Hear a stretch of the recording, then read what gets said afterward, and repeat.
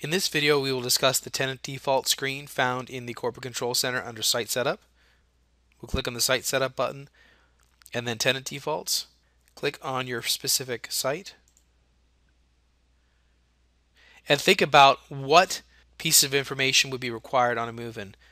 Typically, the first name, last name, address, city, state, or province in Canada, postal code, same thing as zip code, phone number, and then we have other choices. You may or may not accept or need email. Same thing with alternate information. You may or may not want this. You may not require it. That's what this first column represents, required. If we check the different boxes, an entry must be entered in order for the move-in to continue.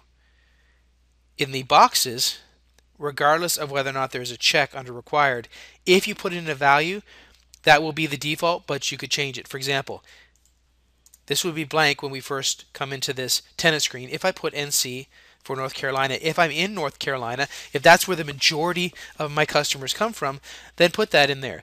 If someone comes in for Virginia, we can change that during the move-in. Same thing with the phone number area code. If we are constantly putting in 919, instead of having to type that in every move-in, we could have that defaulted, but we can change it. So two things to think about. What is it that must be entered? What must be required on a move-in? And would we like to put in defaults that potentially could be changed on the move-in if the person does not have that specific value?